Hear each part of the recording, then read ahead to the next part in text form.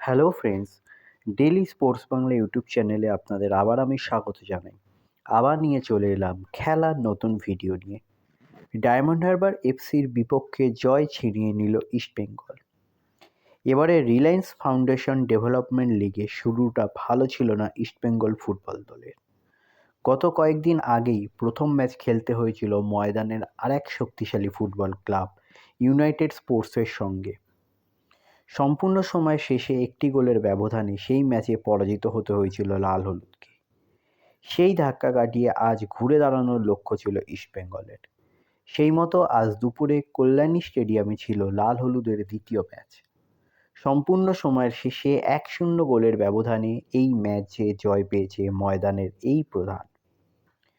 দলের হয়ে একটিমাত্র গোল করেছেন ভানলাল পেকা গুইতে। অবশেষে দল জয়ের সরণিতে ফেরায় খুশি সকলেই। বলা বাহুল্য, এদিন প্রথম থেকেই গোলের মুখ খোলার পরিকল্পনা থাকলেও সেটা সম্ভব হয়নি ইরফানদের পক্ষে। তবে প্রথমার্ধে অফ কালার থাকলেও দ্বিতীয়ার্ধে অনায়াসেই এসেছিল গোল।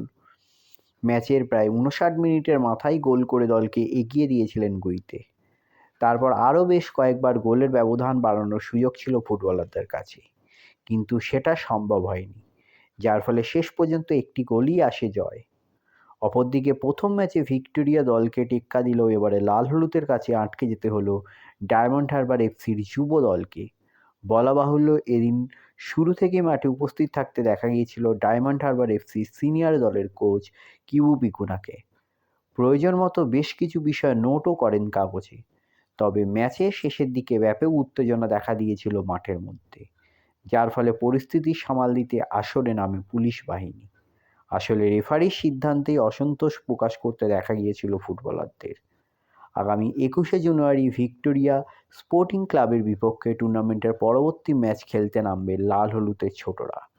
তারপর আগামী 25শে জানুয়ারি নৈহাটির বুকে আয়োজিত হবে ডার্বি ম্যাচ। সেই গুরুত্বপূর্ণ ম্যাচে নামার আগে ভিক্টোরিয়া দলের বিপক্ষে সহজ জয় চাইবেন কোচ। তাহলে এই হলো আজকে আমার ভিডিও। আবার বলছি, আমার চ্যানেল যদি আপনাদের ভালো লেগে থাকে অবশ্যই চ্যানেলটিকে আপনারা সাবস্ক্রাইব করে নিন, পাশে রাখা বেল আইকনটিকে ক্লিক করে দিন, যাতে সবার প্রথমে আপনারা আমার ভিডিও দেখতে পান।